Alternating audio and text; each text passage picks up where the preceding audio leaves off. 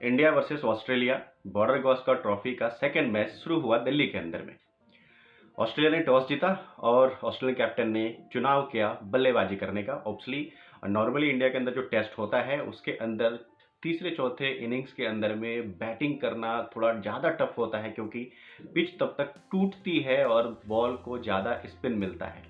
और यही देखते हुए पैट कमिंस ने पहले बैटिंग करने का चुनाव किया। आई ऑस्ट्रेलियन टीम बैटिंग करने, पहले 1 घंटे के अंदर 50 रन जोड़ लिए, लेकिन कोई विकेट नहीं गंवाया।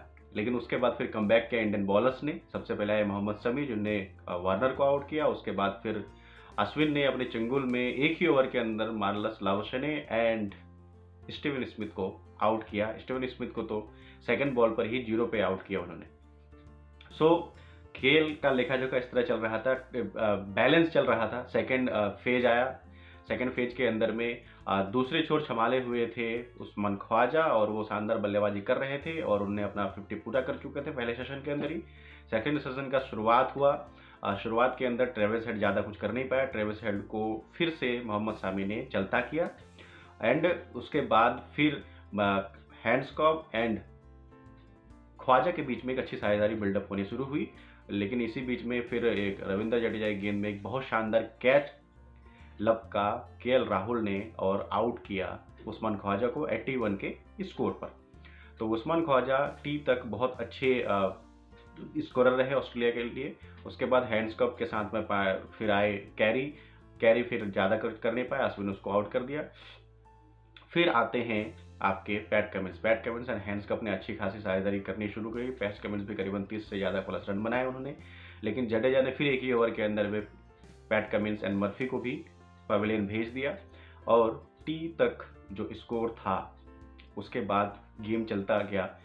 हैंड्सकॉम्ब ने आखिरी तक बैटिंग करी पुछल्लो बल्लेबाजों के साथ में और ऑस्ट्रेलिया अपनी इनिंग्स ख़त्म किया 10 विकेट पर 263 रन और 12 ओवर बाकी थे। फिर इंडिया बैटिंग करने आई और इंडिया ने बिना कोई विकेट खोए 21 रन बना लिए। तो आज का लेखा जोखा मैच का ये है दोस्तों। विकेट्स की अगर मैं बात करूँ तो विकेट सबसे ज़्यादा लिए हैं मोहम्मद शमी ने, जो कि एक रिमार्केबल चीज़ है, क्योंकि एक ऐसा ट्रैक जहां पर ज़्यादातर लोग स्पिन की बात कर रहे हैं वहां पर एज ए फास्ट बॉलर आकर नए बॉल से पुराने बॉल से दोनों की तरह के बॉल से अच्छी बॉलिंग करना और मूवमेंट निकालना और विकेट्स निकालना जो बहुत बड़ी काबिलियत को दर्शाती है। और मोहम्मद शमी के लिए कहते हैं ना कि उनको विकेट की ज़रूरत नहीं होती है, उनके हाथ में ही इतनी कमाल की कला है कि वो बॉल को कहीं पर भी मूव करा सकते हैं, कहीं पर भी स्विंग करा सकते हैं, जिससे बैट्समैन हमेशा दिक्कत में रहता है। और इंडिया के अंदर अगर फास्ट बॉलर की अगर मैं बात करूं तो उसमें मोहम्मद शमी का रिकॉर्ड बहुत ही शानदार रहा है। नॉर्मली फास्ट बॉलर्स का रिकॉर्ड इंडिया के पिचेस के अंदर उतना अच्छा नहीं होता।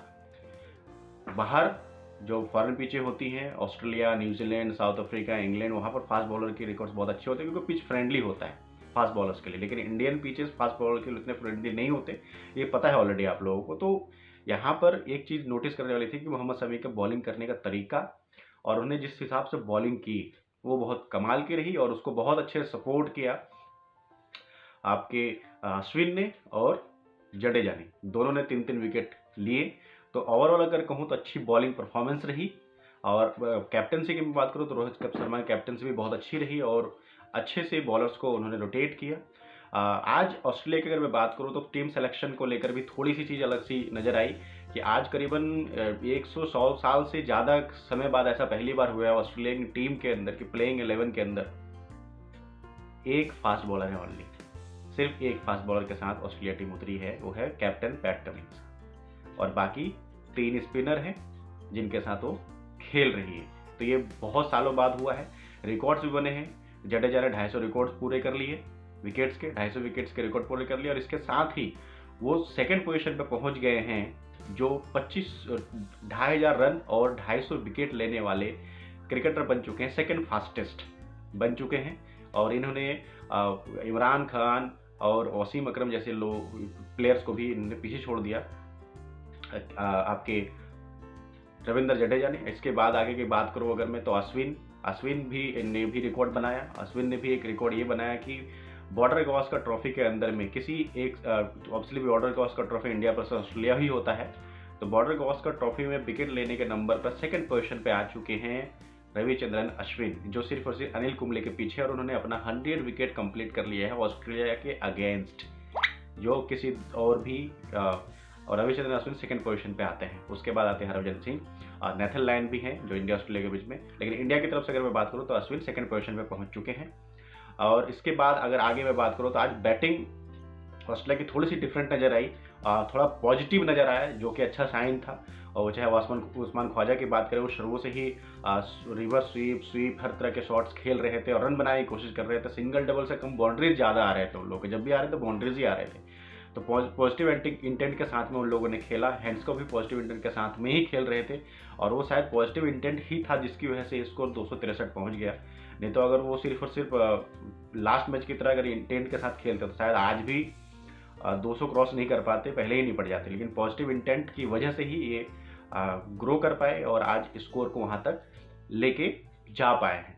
तो आज के मैच के अंदर अगर मैं बात करूँ तो ओवरऑल देखोगे तो इंडिया के लिए गया है, क्योंकि ऑलरेडी उनको ऑल आउट कर चुकी है और आज बिना विकेट खोए 21 रन बना चुके हैं। कैप्टन और उप कैप्टन दोनों के क्रीज पर हैं और कल सुबह फिर शुरू करेंगे अपनी इनिंग्स। तो रिमार्केबल रहा आज का इंडिया का परफॉर्मेंस, बॉलिंग खास करके, और कैप्टनसी बहुत शानदार रही रोहित शर्मा की। कल मिलते हैं कल के मैच के बाद। Thank you.